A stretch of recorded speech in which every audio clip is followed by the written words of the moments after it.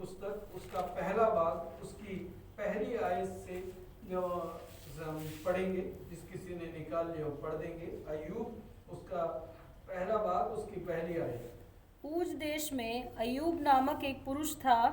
वो खरा और सीधा था और परमेश्वर का भय मानता और बुराई से दूर रहता था। उसके 7 बेटे और 3 बेटियां उत्पन्न हुई। उसके 7,000 भेड़ बकरियां, 3,000 ऊँट, 500 जोड़ी बैल और 500 गधियां और बहुत से दास दासियां थी। वरन उसके पास इतनी संपत्ति थी कि पूर्वी देशों के लोगों में वो सबसे बड़ा था। उसके बेटे बारी बारी से एक दूसरे के घर में खाने पीने को जाया करते थे और अपनी तीनों बहनों को अपने संग खाने पीने के लिए बुलवा भेजते थे। जब जब भोज के दिन पूरे हो जाते तब तब अय्यूब उन्हें बुलवाकर पवित्र करता और बड़े भोर को उठकर उनकी गिनती के अनुसार होमबलि चढ़ाता था, क्योंकि अय्यूब सोचता था कदाचित मेरे लड़कों ने पाप करके परमेश्वर को छोड़ दिया हो। इसी रीति अय्यूब सदैव किया करता था। एक दिन आगे पढ़ना। एक दिन यहोवा परमेश्वर के पुत्र उसके सामने उपस्थित हुए और उनके बीच शैतान भी आया। यहोवा ने शैतान से पूछा, तू कहाँ से आता है? शैतान ने यहोवा को उत्तर दिया, पृथ्वी पर इधर उधर घूमते फिरते और डोलते डालते आया हूँ। यहोवा ने शैतान से पूछा, क्या तूने मेरे दास अय्यूब पर ध्यान दिया है? क्योंकि उसके तुल्य खरा और सीधा और मेरा भय मानने वाला और बुराई से दूर रहने वाला मनुष्य और कोई नहीं है। शैतान ने यहोवा को उत्तर दिया, क्या अय्यूब परमेश्वर का भय बिना लाभ के मानता है? क्या तूने उसकी और उसके घर की और जो कुछ उसका है उसके चारों ओर बाड़ा नहीं बांधा? तूने तो उसके काम पे आशीष दी है और उसकी संपत्ति देश भर में फैल गई है। परंतु अब अपना हाथ बढ़ाकर जो कुछ उसका है उसे छू, तब वो तेरे मुंह पर तेरी निंदा करेगा। यहोवा ने शैतान से कहा, सुन, जो कुछ उसका है वो सब तेरे हाथ में है, केवल उसके शरीर पर हाथ ना लगाना। तब शैतान यहोवा के सामने से चला गया। खुदा उनके पाक कलाम के पढ़े जाने और सुने जाने की आशीष हो। आमीन।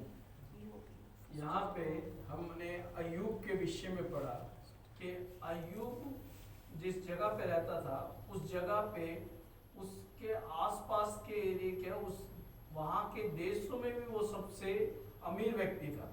Hallelujah hallelujah. और वहाँ पे अमीर व्यक्ति सिर्फ ये नहीं कि अमीर, वो कई बार हम देखते हैं संसार में कई लोग अमीर होते हैं तो उनके अंदर घमंड होता है, लेकिन अय्यूब के अंदर ऐसी कोई बात नहीं थी, क्योंकि खुदावन का कलाम कहता है, एक बात में लिखा है, वह खरा और सीधा था और परमेश्वर का भय मानने वाला और बुराई से दूर रहता था। Hallelujah hallelujah.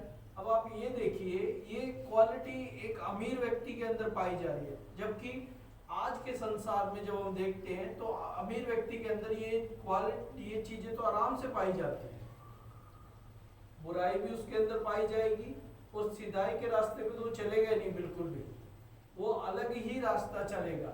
और क्या है, खरा तो होगा नहीं, झूठ उसके जीवन में बहुत सारे बात होगी। जो अमीर व्यक्ति बहुत बड़े बड़े अमीर होंगे, वो कई बार आप ऐसे अमीर लोगों से मिलेंगे या कई बिजनेसमैन से मिलेंगे, वो कहते हैं झूठ नॉर्मल सा है, बिजनेस में झूठ बोला जाता है। कई लोग ऐसे होते हैं, कहते हैं ये कॉमन बात है, बिजनेस में झूठ बोला जाता है, काम धंधों में झूठ बोला जाता है, लोग बहुत से ऐसे मिलेंगे। लेकिन खुदावन का कलाम क्या कहता है, जिस जगह अय्यूब रहता था उस जगह पे उस देश के आसपास में वो अमीर व्यक्ति था, लेकिन वो खरा था। Hallelujah hallelujah. खरा, सीधा और परमेश्वर का भय मानने वाला। और ऐसा एक व्यक्ति जिसकी परमेश्वर खुद गवाही दे तो वो कितना सीधा होगा। Hallelujah hallelujah. उस वहाँ के लोगों में सिर्फ केवल अय्यूब ही परमेश्वर को सीधा दिखा। आमीन आमीन। उस समय के लोगों में।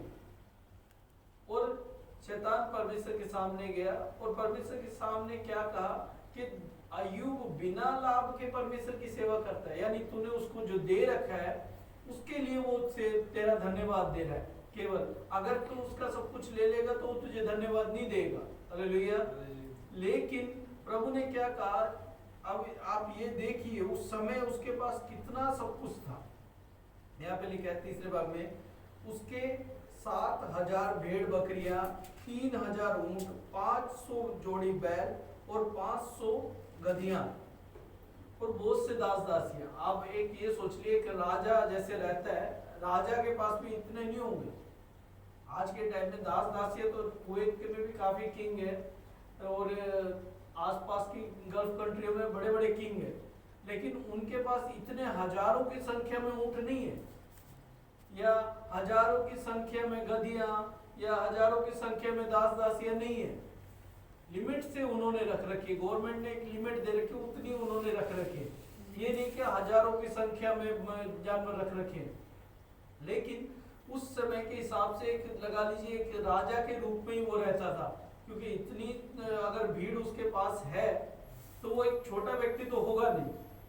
जो 1000 जोड़ियां मतलब जानवर ही कम से कम कई हजार तो जानवर ही होंगे उसके पास, और कई हजार जानवरों को खिलाने के लिए चारा भी होगा और उनको रखने के लिए रख रखाव भी, सब चीजें होगी, बहुत सारी चीजें। और दास दासी वो अलग है, और जो बेटे बेटियां रहते थे वो अलग, महल में काफी बड़ी बड़ी चीजें रही होंगी उस समय। तो एक राजा एकदम से डाउन हो जाता है। आप ये सोचिए पूरी तरह से उसने अपने वैभव को छोड़ दिया, पूरी तरह से उसका सब कुछ उजड़ गया। आज उस पोस्ट पे है, कल उस पोस्ट से एकदम से दाखिल हट गया, और यहाँ तक कि खाली वो वहां से हटा ही नहीं, उस जगह से वो हटा ही नहीं, बल्कि उसके शरीर पे भी फोड़े आ गए, बीमारी उसके शरीर को पकड़ ली। हालेलुया। और एक करके शैतान ने उसका सब कुछ छीन लिया, लेकिन तब भी अय्यूब ने प्रभु को इनकार नहीं किया। अय्यूब ने कभी भी प्रभु का तिरस्कार नहीं किया कि प्रभु गलत है जिसने मेरे साथ ऐसा किया, मुझे बीमारी दी, मेरे बच्चों को छीना, ये गलत है। अगर आज के संसार में हम देखें तो अगर प्रभु ने हमें कोई बीमारी दे दी या कोई दुख दे दिया या कोई समस्या दे दी तो हम प्रभु को कई बार कोसने लग जाते हैं, प्रभु को कई बार हम कहने लग जाते हैं प्रभु मेरे साथ ही तूने ऐसा क्यों किया। अगर हमारे कोई परिवार का कोई सदस्य हमसे बिछड़ जाता है तो हम कई बार दुख में हो जाते हैं और प्रभु से कहते हैं कि प्रभु तूने मुझे इतना बड़ा दुख क्यों दिया, जबकि आप कलाम में देखें कि वचन में क्या लिखा हुआ, मेरे साथ पढ़ देंगे। एक बात उसकी 12 आयत तक हमने पढ़ लिया था, उसके बाद 13 आयत से शुरू करेंगे। एक दिन अय्यूब के बेटे बेटियां बड़े भाई के घर में खा रहे और दाख मधु पी रहे थे। तब एक दूत अय्यूब के पास आकर कहने लगा, हम तो बैलों से हल जोत रहे थे और गधियां उनके पास चर रही थी कि शबा के लोग धावा करके उनको ले गए और तलवार से तेरे सेवकों को मार डाला, और मैं ही अकेला बचकर तुझे समाचार देने को आया हूँ। वो अभी एक कह ही रहा था कि दूसरा भी आकर कहने लगा, परमेश्वर की आग आकाश से गिरी और उससे भेड़ बकरियां और सेवक जलकर भस्म हो गए, और मैं ही अकेला बचकर तुझे समाचार देने को आया हूँ।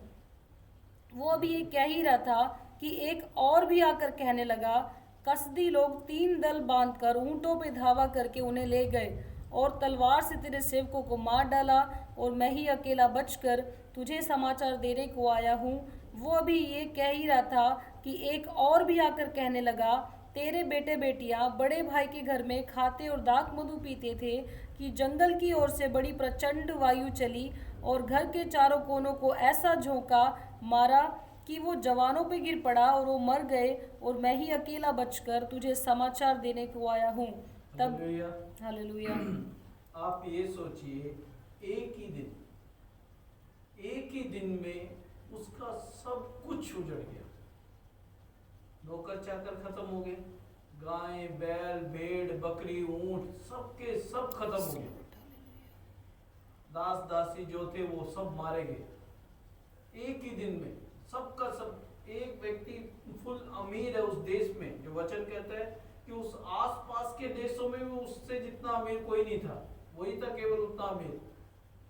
एक इतना है अमीर व्यक्ति, आप एक ही दिन में उसके ऊपर आप ये देखिए न्यूज जो खबर देने आ रहा है, एक आया कहता है मैं अकेला ही बचा बाकी सब मारेंगे, दूसरा आया मैं अकेला ही बचा बाकी सब मारेंगे, तीसरा आया मैं अकेला ही बचा बाकी सारे मारेंगे। ऐसे ऐसे कर करके एक करके उन सब ने अपनी न्यूज सुनाई, सब ने अपनी समाचार को दे दिया उसके आगे। और अय्यूब लास्ट में क्या कहता है, इन सब खबरें सुनने के बाद अय्यूब ने अपने मुंह से क्या कहा, आगे पढ़े। तब अय्यूब उठा और बागा फाड़ सिर मुंडाकर भूमि पे गिरा और दंडवत करके कहा, मैं अपनी माँ के पेट से नंगा निकला और वहीं नंगा लौट जाऊंगा। यहोवा ने दिया और यहोवा ने लिया, यहोवा का नाम धन्य है। इन सब बातों में भी अय्यूब ने ना तो पाप किया और ना परमेश्वर पर मूर्खता से दोष लगाया। हालेलुया। हालेलुया। आप ये सोचिए, उसने इतना सब कुछ उजड़ गया, सबका सब खत्म हो गया। किसी इंसान के 10 बच्चे एक ही दिन में खत्म हो जाए और वहां पे वो कहे कि परमेश्वर ने दिया, परमेश्वर ने लिया, उसका नाम धन्यवाद। हालेलुया। यस जीसस, आमीन। क्या ऐसा हो सकता है? आज के संसार में तो मुश्किल ही कोई पाएगा जो ऐसा कह सके कि परमेश्वर ने लिया, परमेश्वर ने दिया, धन्यवाद। हालेलुया। Yes Lord. लेकिन उस अय्यूब ने यही कहा कि परमेश्वर ने दिया और परमेश्वर ने लिया, उसका नाम धन्य हो। जबकि सिर्फ बच्चे नहीं मारे गए, धन संपत्ति वो भी सारी उजड़ गई, घर जायदाद वगैरह वो भी सारा खत्म हो गया, और एक बच्चों से उम्मीद होती है वो भी खत्म हो गया। सबका सब उसका उजड़ गया, सारा ऑल टोटल जो भी उसका बैंक बैलेंस वगैरह सब था वो सबका सब खत्म हो गया, कुछ नहीं रहा उसके पास, क्या बच गया। लेकिन उसमें भी जब हम आगे देखते हैं, उसने अपने मुंह से कुछ गलत भी नहीं किया कि परमेश्वर ने मुझसे ऐसा क्यों कर लिया, परमेश्वर ने मुझसे ऐसा क्यों छीन लिया, वो सब कुछ भी नहीं बोला वो, लेकिन केवल परमेश्वर को धन्यवाद दिया। हालेलुया। और आज परमेश्वर भी हमसे केवल धन्यवाद ही चाहता है। आमीन।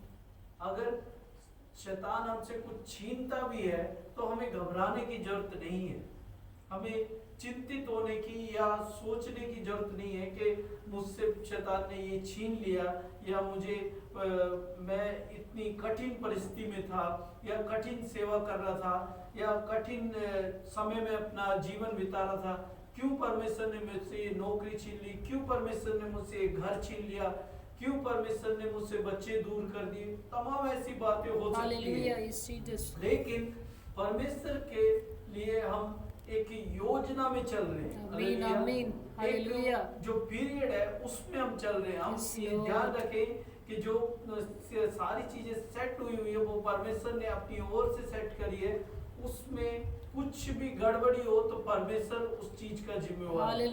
परमेश्वर हमें संभालता है, परमेश्वर हमें यूं ही ऐसे शैतान के हाथ में नहीं दे देगा।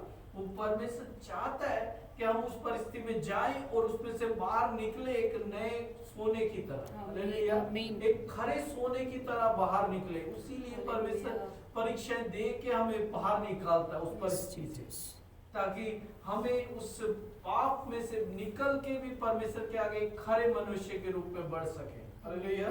और जब इसमें हम और आगे जाते हैं, केवल इतना ही शैतान ने नहीं से सबर करी, सब कुछ उसने ले लिया, इतने में भी शैतान बस नहीं किया।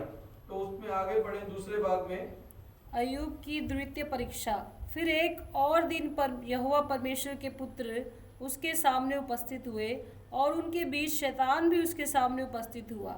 यहोवा ने शैतान से पूछा, तू कहाँ से आता है?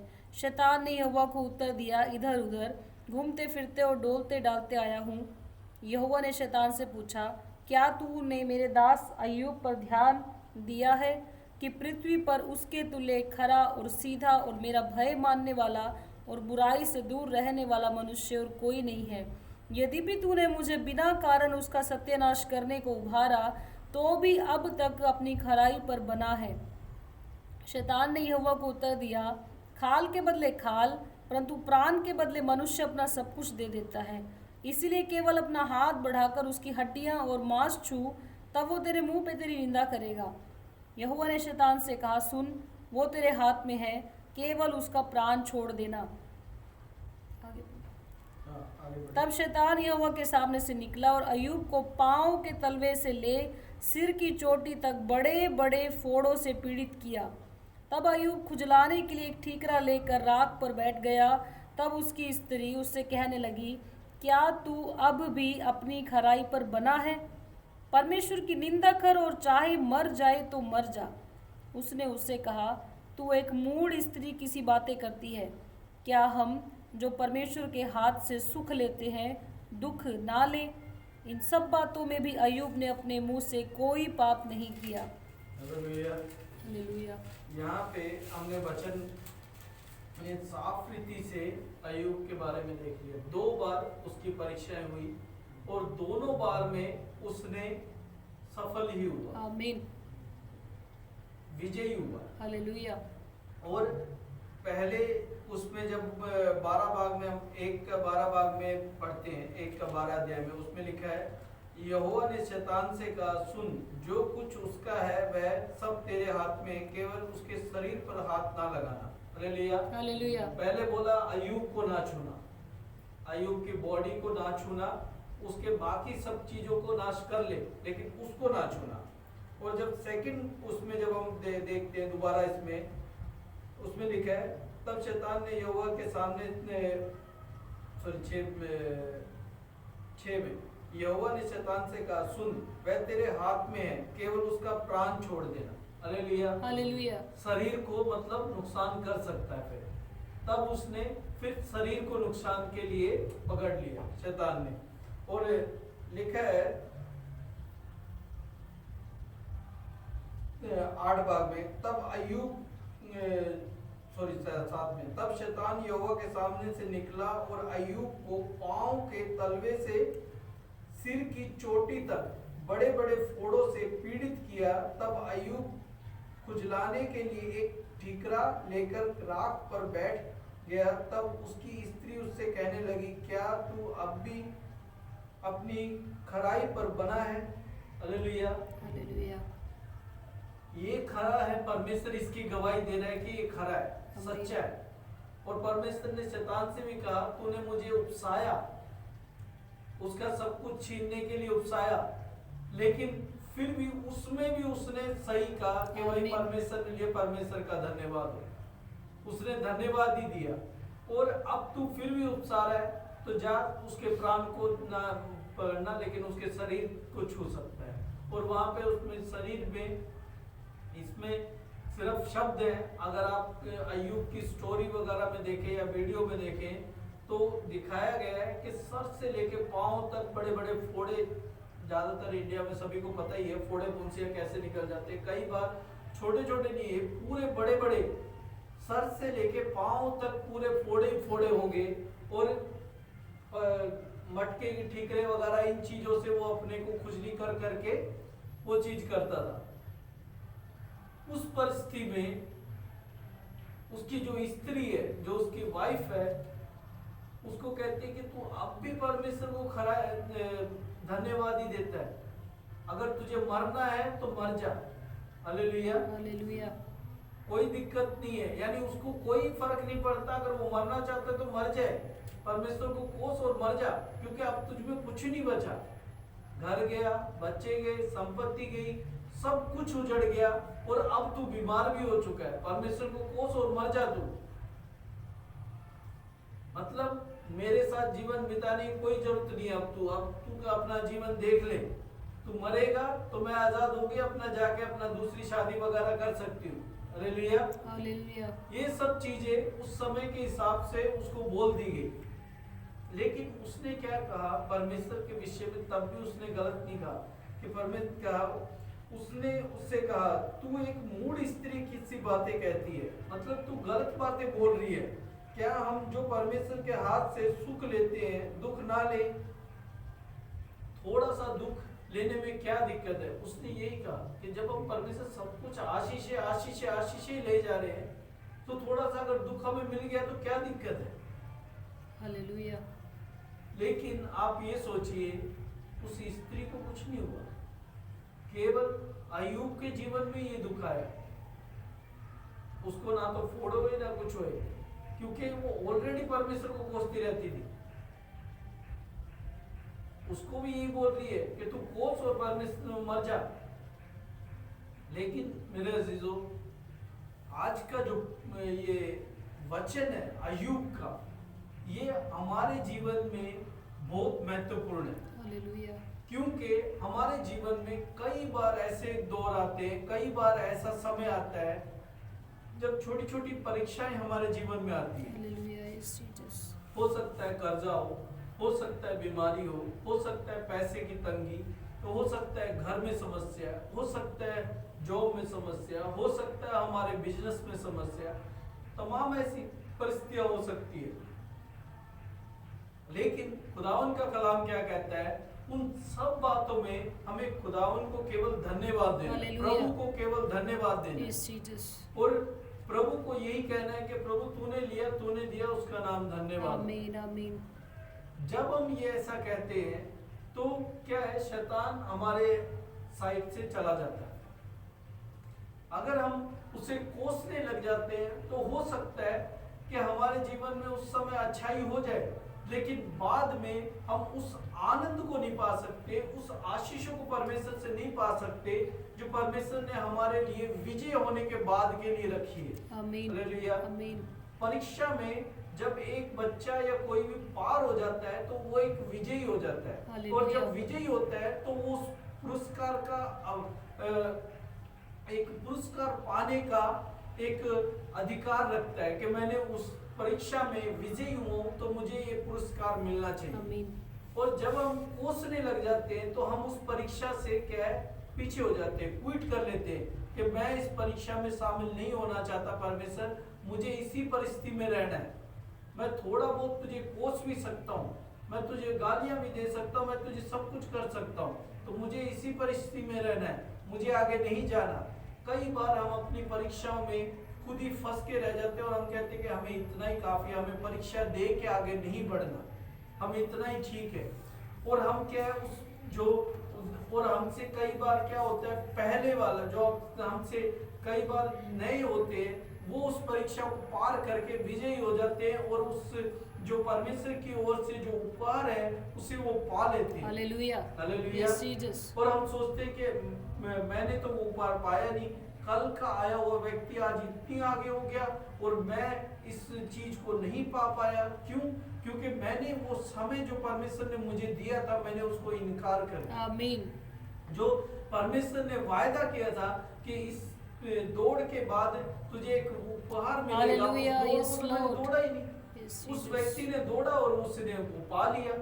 आज परमेश्वर ने भी हमारे लिए हर एक चीज एक लक्ष्य रख रखा है कि हम इस जीवन में जो चल रहे हैं, इस संसार में जो चल रहे हैं, अय्यूब के समान बहुत सी परीक्षाएं हमारे जीवन में आएगी। आमीन आमीन। लेकिन उस समय हमें स्थिर रहना है और संसार के बहकावे में, जैसे उसकी पत्नी एक संसारिक रूपी संसार में थी, वो कह रही थी तू परमेश्वर को कोस और मर जा, उसी प्रकार आज संसार में भी हमें बहुत से लोग ऐसे मिलेंगे कि तुम झूठ बोल लो कोई दिक्कत नहीं है, या तुम चोरी कर लो कोई दिक्कत नहीं है, या तुम झगड़ा कर लो कोई दिक्कत नहीं, क्योंकि तुम्हारा अधिकार है। लोग हमें ऐसे गलत राह पे लेके चलते हैं, लोग हमें गलत चीजें बताते हैं कि तो झूठ बोलना कोई दिक्कत नहीं है, बिजनेस में छोटी मोटी चीजें बोली जाती है, लेकिन आप उनसे साफ कह सकते हैं कि मेरी आत्मा इस विषय में नहीं कहती। हालेलुया। Yes Jesus.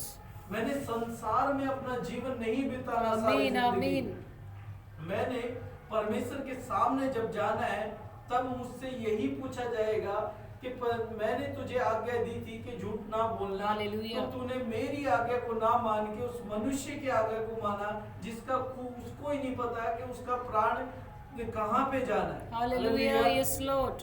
परमेश्वर ने हमारे प्राण के लिए एक स्थान तैयार किया है, जो प्रभु यीशु मसीह ने बताया कि मैं जा रहा हूँ तुम्हारे लिए एक जगह तैयार करने, और जब मैं रहूंगा वहीं मेरे लोग राज्य करेंगे, आमीन आमीन। वहाँ मेरे लोग भी राज्य करेंगे। हालेलुया। Yes Lord. एक स्थान बनाया तो उस जगह पे हमें जाना है, आमीन। संसार में हमें रहना है। Hallelujah hallelujah. हालेलुया।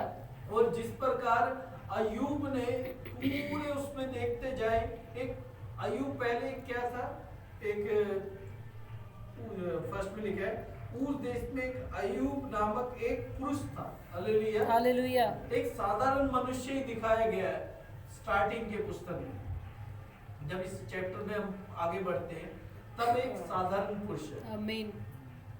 अब फिर दो भाग तक हमने पढ़ लिया। अब इसके लास्ट चैप्टर में हम जाएंगे, क्योंकि बीच की कहानी बहुत लंबी हो जाती है। अब हम आखिर में पहुंच गए बिल्कुल, क्योंकि यहाँ बीच में बहुत सी ऐसी बातें आप विस्तार से पढ़ना चाहें तो घर जाके आराम से तसल्ली से पढ़े। 40 अध्याय हमने पूरे के पूरे हटा के सीधा लास्ट में आ गए। हम 42 उस पे 42वें अध्याय पे आ गए, इस पुस्तक के आखिरी उस पे पड़ाव पे। वहां पे अय्यूब की सारी चीजें हो चुकी, बहुत से लोग आए मिलने के लिए, बहुत चीजें हुई, लेकिन वहां पे परमेश्वर ने इस पीरियड में अय्यूब को एक पुरुष से एक दास बना दिया। Hallelujah, yes Jesus, hallelujah. एक खरा ऐसा दास बना दिया जो परमेश्वर के पीछे ही चलता है। हालेलुया, ऐसा दास बना दिया। Yes, Jesus. पढ़े मेरे अजीजों 42 अध्याय। अय्यूब का परमेश्वर को उत्तर। तब अय्यूब ने यहोवा को उत्तर दिया, मैं जानता हूँ कि तू सब कुछ कर सकता है और तेरी युक्तियों में कोई रुक नहीं सकती। तूने पूछा, तू कौन है जो ज्ञान रहित होकर युक्ति पे पर्दा डालता है? परंतु मैंने तो जो नहीं समझता था वही कहा, अर्थात जो बातें मेरे लिए अधिक कठिन और मेरी समझ से बाहर थी, जिनको मैं जानता भी नहीं था। तूने कहा, मैं निवेदन करता हूँ, सुन, मैं कुछ कहूँगा। मैं तुझसे प्रश्न करता हूँ, तू मुझे बता। मैंने कानों से तेरा समाचार सुना था, परंतु अब मेरी आंखें तुझे देखती हैं। इसीलिए मुझे अपने ऊपर घृणा आती है और मैं धूल और राख में पश्चाताप करता हूँ। ऐसा हुआ कि जब यहोवा ये बातें अय्यूब से कह चुका, तब उसने तेमानी एलीपज से कहा, मेरा क्रोध तेरे और तेरे दोनों मित्रों पे भड़का है, क्योंकि जैसी ठीक बात मेरे दास अय्यूब ने मेरे विषय कही है, वैसी तुम लोगों ने नहीं कही। इसीलिए अब तुम 7 बैल और 7 मेढ़े छाट कर मेरे दास अय्यूब के पास जाकर अपने निमित्त होम बलि चढ़ाओ। तब मेरा दास अय्यूब तुम्हारे लिए प्रार्थना करेगा, क्योंकि उसी की प्रार्थना को मैं ग्रहण करूँगा और नहीं तो मैं तुमसे तुम्हारी मूढ़ता के योग्य बर्ताव करूँगा, क्योंकि तुम लोगों ने मेरे विषय मेरे दास अय्यूब किसी ठीक बात नहीं कही। ये सुन, तेमानी एलीपज, शूही बिल्दद और नपाती सोपा ने जाकर यहोवा की आज्ञा के अनुसार किया और यहोवा ने अय्यूब की प्रार्थना ग्रहण की। हालेलुया। यहाँ पे आप देखिए, परमेश्वर ने सब चीजें सुनी और यहाँ पे क्रोध किसके ऊपर भड़का? दोस्तों के ऊपर, जो अय्यूब के दोस्त थे, जो मित्र थे, उनके ऊपर क्रोध भड़का। कहा कि इन्होंने अय्यूब सी बातें नहीं की, जैसी अय्यूब बातें कर रहा है बीमारी की हालत में भी, इन्होंने ऐसी बातें नहीं करी। इसीलिए इस पीरियड में देखिए आप 42 अध्याय के पीरियड में वहां से लेके स्टार्टिंग लास्ट अध्याय तक परमेश्वर ने उस परीक्षा या इस परिस्थितियों में परमेश्वर ने उसे एक पुरुष था, एक पुरुष के रूप में देखते हैं हम जब स्टार्टिंग में पढ़ते हैं, और पीरियड में चलते लास्ट में परमेश्वर ने उसे दास हालेलुया, यस जीसस, और कहा अब मैं इसी की प्रार्थना सुनूंगा। आमीन, हालेलुया, आमीन। और व्यक्तियों की प्रार्थना नहीं सुनूंगा, केवल उसी मेरे दास की प्रार्थना सुनूंगा। तुम उसके आगे जाके होम बलि उसके पास लेके जाओ और होम बलि चढ़ाओ। हालेलुया, और वो प्रार्थना करेगा तब मैं सुनूंगा तुम्हारी। और परमेश्वर ने सच में अय्यूब की लास्ट में प्रार्थना सुनी। और अय्यूब ने किनके लिए प्रार्थना करी? खुद के लिए प्रार्थना नहीं करी। आमीन, हालेलुया। अय्यूब ने खुद के लिए प्रार्थना नहीं की, अपने मित्रों के लिए प्रार्थना करी। Hallelujah, yes Jesus. क्योंकि मित्र लोग गए थे और मित्रों के लिए प्रार्थना करी थी और उनकी बीमारियों को दूर किया परमेश्वर ने, उनके क्रोध को परमेश्वर ने ढांप दिया कि अय्यूब ने प्रार्थना करी है तो मैं उनके ऊपर क्रोध नहीं भड़काता। लेकिन उस प्रार्थना के कारण अय्यूब के जीवन में भी चंगाई मिली है और उद्धार मिला है। आगे पढ़े 10 भाग में। जब अय्यूब ने अपने मित्रों के लिए प्रार्थना की, तब यहोवा ने उसका सारा दुख दूर किया और जितना अय्यूब के पास पहले था उसका दुगना यहोवा ने उसे दे दिया। तब उसके सब भाई और सब बहनें और जितने पहले उसको जानते पहचानते थे, उन सबों ने आकर उसके यहाँ उसके संग भोजन किया और जितनी विपत्ति यहोवा ने उस पर डाली थी उस सब के विषय में उन्होंने विलाप किया और उसे शांति दी और उसने एक एक सिक्का और सोने की एक एक बाली दी। यहोवा ने अय्यूब के बाद के दिनों में उसके पहले के दिनों से अधिक आशीष दी और उसके हालेलुया।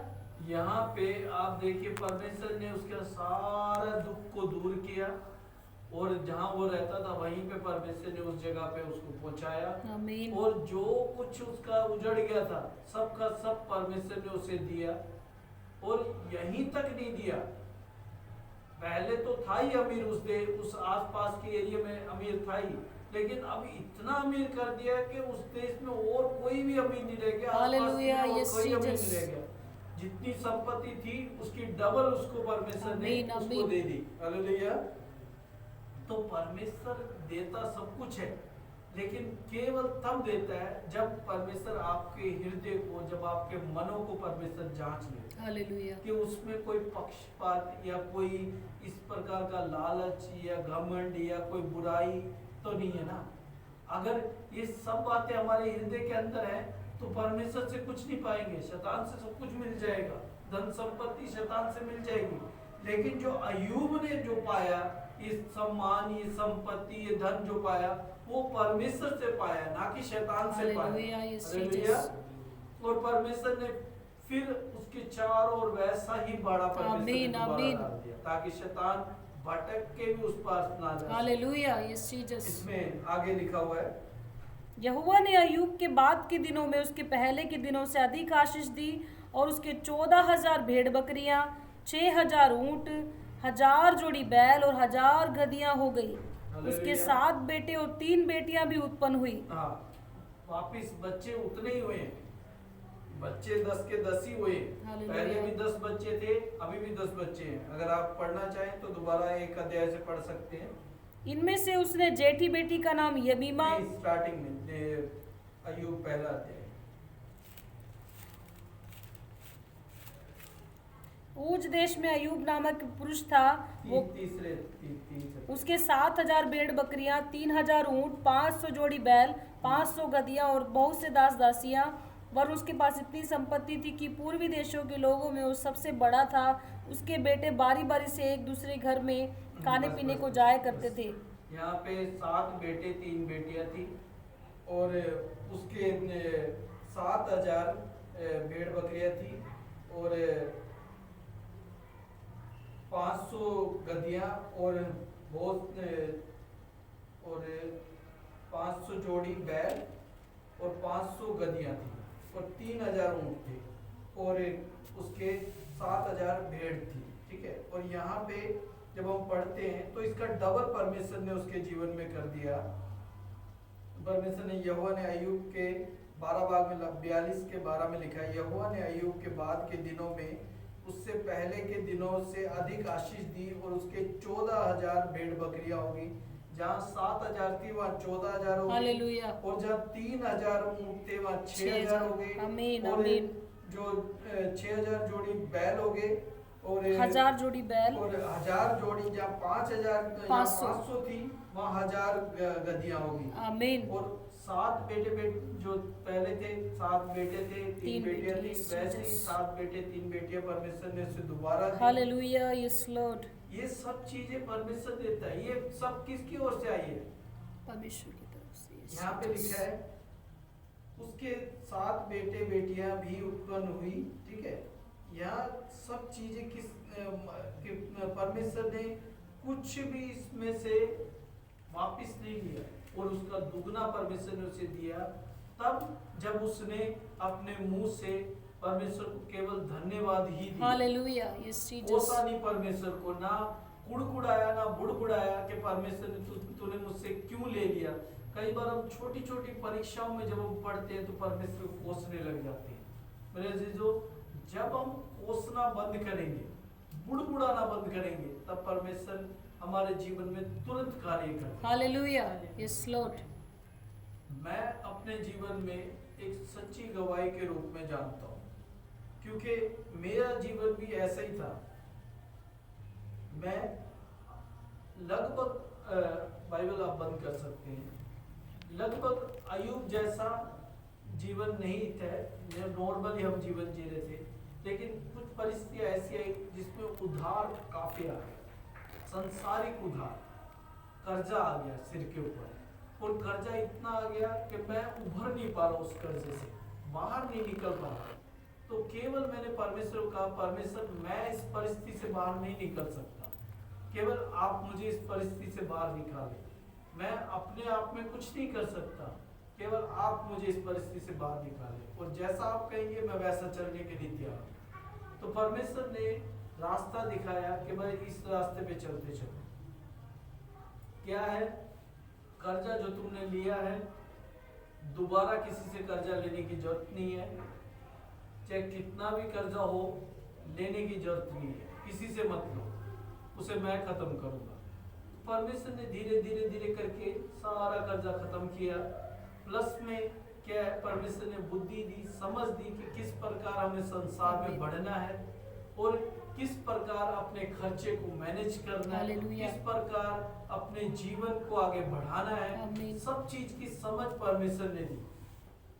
और ज्यादा लंबा अगर उस कर्जे को मैं खत्म करने की कोशिश करता तो वो बहुत समय लग जाता करने में, क्योंकि ना केवल मतलब बर्दाश्त से बाहर हो गया था मेरा कर्जा, टेंशन इतनी ज्यादा हो गई थी, बैंक वालों के फोन आने लग गए थे और रिकवरी वाले घर पे पहुंचने लगे थे, और यहाँ तक कि मेरे घर में नहीं, मेरी वाइफ के घर में।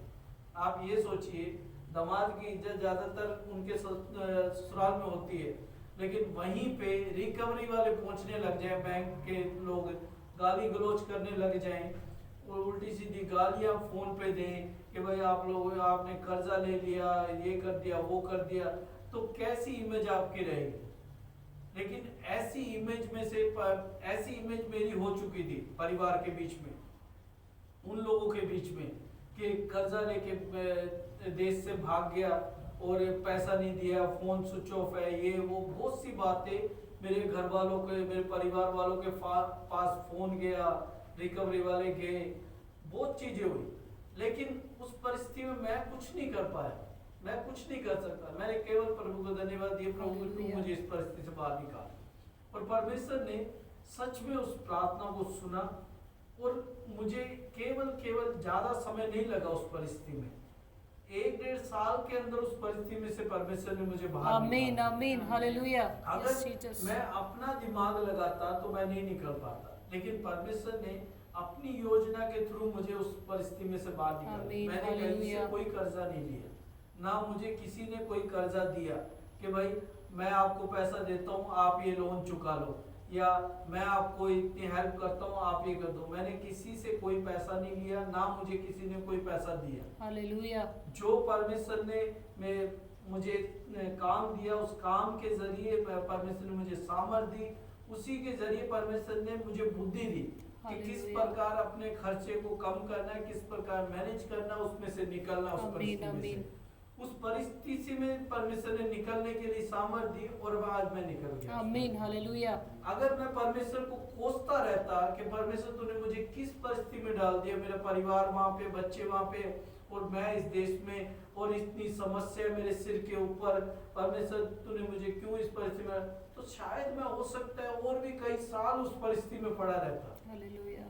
लेकिन मैंने कोसना नहीं चाहा परमेश्वर। हालेलुया। वो सबसे मेन कारण है। जब हम परमेश्वर को कोसते नहीं है, बुड़बुड़ाते नहीं है, तो वो टाइम पीरियड कम हो जाता है। आमीन। अगर हम बुड़बुड़ाते रहते हैं तो वो परमेश्वर को पसंद नहीं है। जिस प्रकार इजराइल लोगों ने 40 दिन के सफर को 40 साल में तब्दील कर दिया, बुड़बुड़ करके 40 साल में सफर को तय कर दिया, तो उसी कारण कई बार हम अपनी परिस्थिति में बुड़बुड़ाने के कारण एक दिन का सफर या एक महीने का सफर हो या 1 साल का सफर हो, तो हम उसे कई सालों में लेके चलते हैं। क्यों? क्योंकि हम परमेश्वर को बुड़बुड़ाते रहते हैं, कोसते रहते हैं परमेश्वर को कि परमेश्वर तूने मेरे जीवन में ये क्यों किया, वो क्यों किया, मैं इस परिस्थिति में था, तूने मुझे ऐसी परिस्थितियों में क्यों डाला। कई बार ऐसे कोसने के कारण हम उस परिस्थिति को लॉन्ग टाइम तक ले जाते हैं, और जहां वो थोड़े समय में समस्या खत्म होनी होती है, शैतान ऐसे ही जाके डेली हमारी खबर देता है। आप ये ना सोचे कि शैतान सिर्फ अय्यूब की खबर दी है, परमेश्वर हमारी भी सुधि पूछता है। या तूने मेरे बेटे को देखा, या तूने मेरी बेटी को देखा। वो कहते हैं कि वो तो परमेश्वर का भय इसीलिए मांगते क्योंकि तूने उसके चारों ओर बाड़ा बांध रखा है। परमेश्वर कहता है ठीक है, जाके लेके देख ले, तू उसकी नौकरी ले ले, तू उसका घर ले ले, तू उसको बीमारी दे दे, देखते हैं कि वो तुझे कोसता है कि नहीं। और जैसे ही हमारे जीवन में कोई बीमारी आती है प्रभु को जानते हुए, तो हम कई बार कह देते हैं कि प्रभु तूने ये बीमारी मुझे क्यों दे दी।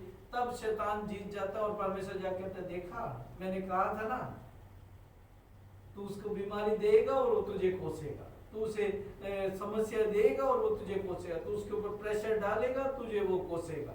और ऐसी कई बार ऐसी परिस्थिति में हम जाने अनजाने में हम शैतान का कहना मान के परमेश्वर को कोसने लग जाते हैं, और परमेश्वर दुखी हो जाता है, लज्जित हो जाता है शैतान के सामने। क्यों? क्योंकि परमेश्वर ने हमारी गवाही दी हो। आमीन आमीन। बाइबलें अब छप नहीं रही, दोबारा बाइबलें नहीं छप रही। ये जो प्रिंट है ये अलग है, ये तो पूरी बाइबल छप चुकी जो है। अब बार बार ये हमारा नाम बाइबल में ऐड नहीं है, लेकिन एक जीवन की पुस्तक में हालेलुया, यस जीसस, हालेलुया। उस जीवन की पुस्तक में जिसका नाम है, खुदावंद का कलाम यही कहता है, जो मेरे पिता की इच्छाओं पे चलता है उसका नाम मैं जीवन की पुस्तक में से कभी नहीं हटाऊंगा। आमीन आमीन, हालेलुया, यस जीसस। उस चीज में हमारा नाम जुड़ना चाहिए। संसार की बुकों में नाम जोड़ने से लोग गिनीज बुक रिपोर्ट में अपना नाम जोड़ने की बहुत कोशिश करते हैं। कई लोग चाहते हैं कि गिनीज वर्ल्ड रिकॉर्ड में खुद का नाम हो जाए। वो संसार का रिकॉर्ड है, एक परमेश्वर का रिकॉर्ड अलग है। हालेलुया, और परमेश्वर के रिकॉर्ड में जब तक हमारा नाम नहीं जुड़ेगा, संसार के रिकॉर्ड में जितना भी जुड़ता रहे कोई मायने नहीं है। परमेश्वर के रिकॉर्ड में जब हमारा नाम जुड़ता है वो महत्वपूर्ण है। आमीन। तभी ही हमारी पहचान है, तभी स्वर्ग हमें उस नाम से हालेलुया, यस जीसस, हालेलुया। तभी ही स्वर्ग हमें पहचानेगा उस नाम से, क्योंकि वो नाम क्या है, इस संसार का नाम नहीं होगा। वो एक नाम जो है वो परमेश्वर ने हमें दिया है, वो हमारी आत्मा को वो नाम दिया है, और परमेश्वर उस आत्मा के रूप में हमें बुलाता है, उस जो नाम उसने हमें दिया है।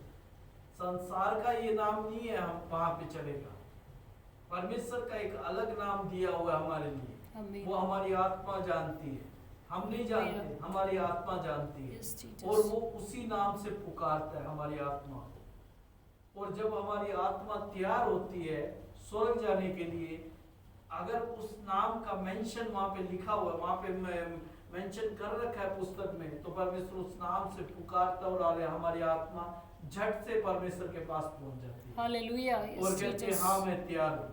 आमीन। लेकिन जब उस नाम को कोई महत्व ही नहीं देते, हम उस नाम को कोई पहचानते ही नहीं है, तो हम सांसारिक दौड़ में चले जाते हैं, और सांसारिक दौड़ में ऐसे घुल जाते हैं, सांसारिक भीड़ में ऐसे चल जाते हैं, तो हम पहचानने की कोशिश ही नहीं करते कि परमेश्वर क्या बुला रहा है, कोई फर्क नहीं पड़ता। और हम भीड़ में ऐसे घुल मिल जाते हैं कि परमेश्वर के वचनों की वचनों तो क्या, परमेश्वर को हम पहचानते भी नहीं है। परमेश्वर पुकारता रहे, हम दूर होते रहते संसार में व्यस्त हो जाते हैं। और एक समय आता है जब परमेश्वर बुलाता रहता है, तो हम सुनने की भी कोशिश करते, तब भी परमेश्वर की आवाज नहीं सुन पाते। क्यों? क्योंकि हमने जो परमेश्वर ने जो समय दिया था उसमें तो हमने अपने व्यर्थ समय गवा दिया। और जब हमारा समय आता है परमेश्वर के पास बैठने का, तब परमेश्वर कहता है अब तो मुझे ही नहीं सुनाई दे रहा तेरी आवाज क्या है, क्योंकि पवित्र जीवन परमेश्वर चाहता है। आमीन। और हमने अपनी उम्र के कई साल वैसे ही गवा के परमेश्वर के सामने, जिस परिस्थिति में हम लास्ट में बैठते हैं परमेश्वर के सामने, उस समय परमेश्वर कहता है कि कोई फायदा नहीं रहा। आपके बेटे अभी एज क्या है उनकी? 22-23 साल। 1-2 साल और जाने के बाद वो ट्रेनिंग में नहीं जा सकते, वो एग्जाम नहीं दे सकते। क्यों? क्योंकि एक समय पीरियड जो होता है वो निकल जाता है, एज पीरियड। जिस एज में उन्होंने आर्मी में दाखिल होना है, वो एज का पीरियड निकल जाता है उनका, फिर शामिल नहीं हो सकते। लेकिन परमेश्वर के लिए मनुष्य सोच लेता है परमेश्वर की नजर में तो हर साल मैं जा सकता हूँ, किसी भी एज में परमेश्वर के पास जा सकता हूँ, किसी भी एज में जा सकते हैं, लेकिन परमेश्वर ने वायदा एक कर रखा है, ये जवान अपने जवानी के दिनों में आमीन आमीन हालेलुया। अगर हमने जवानी का समय परमेश्वर को नहीं दिया, जो समय परमेश्वर को देना चाहिए वो नहीं दिया, और हम बाद में कहें कि परमेश्वर मैं तुझे अब धन्यवाद दूंगा जब मैंने सब कुछ कमा लिया, अपने बच्चों के लिए, अपने बीवी के लिए, अपने परिवार के लिए सब कमा लिया, अब मैं परमेश्वर का धन्यवाद दूं क्योंकि अब मैंने परमेश्वर के पास जाना है। परमेश्वर कहेगा जो समय था, जो चाहता था मैं तेरा कीमती समय, जवानी का समय, वो तो तूने मुझे दिया ही नहीं। आमीन आमीन। वो तो अपने बच्चों को, अपने बीवी को, अपने परिवार को, अपने पति को, उनको दिया, मुझे तो कुछ भी नहीं दिया। उसी समय में जो आपका समय, जब आप परमेश्वर को समय देते हैं तो वही समय आपने परिवार को भी देना है, वही समय आपने उसी समय से मांगता है। जैसे आज का दिन है जो 24 घंटे मिले, 24 घंटे में हम परमेश्वर को भी धन्यवाद दे सकते हैं, परिवार के लिए भी समय दे सकते हैं। ये नहीं कि हम पूरे पूरे कई साल निकल जाएं, उसके बाद लास्ट में परमेश्वर को धन्यवाद दें, ये नहीं है। उसी 24 घंटे में हम परमेश्वर को धन्यवाद दे सकते हैं। परमेश्वर आपसे किसी भी समय मिलने के लिए तैयार है। परमेश्वर ये नहीं कि भाई आप रात को ही प्रार्थना करें या सुबह ही प्रार्थना करें, वो एक समय है परमेश्वर से मिलने का। एक अगर आप पर्सनली दुआ करते, एक समय है, अच्छा समय है सुबह का मिलने का।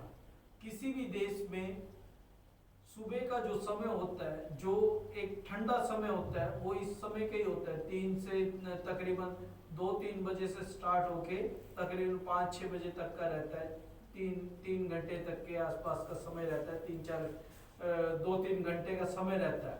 एक ऐसा समय हर देश में, एक एकांत समय, उस समय कोई शोर शराबा नहीं होता, कोई उस समय परमेश्वर मिलता है। आमीन। और उस समय आप पुकारेंगे तो परमेश्वर सुनता भी है। Yes Lord. लेकिन उस समय ध्यान रहे, शैतान भी सुनता है। दोनों चीजें उस समय चलती है, अंधकार की शक्ति भी और परमेश्वर की शक्ति दोनों उस समय चलती है। आमीन। लेकिन हमें ये पहचानना है कि हम किस सामर्थ की ओर जा रहे हैं, परमेश्वर की ओर पुकार रहे हैं या शैतान की ओर पुकार रहे हैं। अगर हम सुबह उठ के कहें कि परमेश्वर मुझे धन संपत्ति चाहिए, ताकत चाहिए, तंदुरुस्ती चाहिए, बॉडी बिल्डिंग चाहिए, सब चीजें चाहिए, तो वो क्या है कि वो दुआ उधर ही जा रही है, पास शैतान के पास ही जा रही है, परमेश्वर के पास नहीं जा रही। परमेश्वर वो क्या है कि धन्यवाद जब देंगे, धन्यवाद देना स्टार्ट कर दें आप, कुछ भी ना मांगे, केवल धन्यवाद देना स्टार्ट कर दे। आपने जो मन में सोच रखा है, आप मुंह से ना बोले, जो मन में सिर्फ सोच रखा है, मुंह से बोलने की जरूरत नहीं है। आमीन। केवल मन में सोचे और मुंह से ना बोले, केवल परमेश्वर को धन्यवाद दें, आपके जीवन में वो काम हो जाएगा। आमीन आमीन हालेलुया। आपने बोलने की जरूरत भी नहीं है, परमेश्वर उस कार्य को कर देगा। केवल धन्यवाद चाहता है परमेश्वर। अगर जब हम धन्यवाद स्टार्ट कर देंगे अपने जीवन में, हम खुद देखेंगे कि मेरे जीवन में क्या परिवर्तन आमीन आमीन। चेक कर सकते हैं आप परमेश्वर को, परमेश्वर महान है, सामर्थी है, और परमेश्वर केवल दुख नहीं देता। कई बार जैसे हमने अय्यूब की पुस्तक में पढ़ा कि परमेश्वर ने शैतानों का आगे जाके छू ले, वो सब चीजें हैं, वो तब है जब पूरी तरह से खरा होएगा, जब आमीन आमीन। अय्यूब के विषय में परमेश्वर ने गवाही दी, उस पूरे जगह पे अय्यूब जैसा खरा मनुष्य, हालेलुया, यस जीसस, परमेश्वर ने उसकी परीक्षा ली। आमीन। जब आप पूरी तरह से खरे हो जाएंगे, शैतान खुद आके आपकी परीक्षा लेगा। आमीन। नहीं तो वो अपने चेलों को भेजता रहेगा, जाके परीक्षा लेके आओ। जब वो कहेंगे कि हमसे तो कुछ नहीं हो पा रहा, वो तो बहुत ताकतवर है, वो तो परमेश्वर का कहना छोड़ ही नहीं रहा, वो तो परमेश्वर का कहना ही मानता रहता है, या परमेश्वर कहना ही मानती रहती है, मैं नहीं जा सकता, मुझे तो जलन, शैतान को भी जलन होती है। आगे के अध्याय में हम पढ़ेंगे, बाकी अभी के लिए हम अपने स्थान पे खड़े होकर दुआ करेंगे।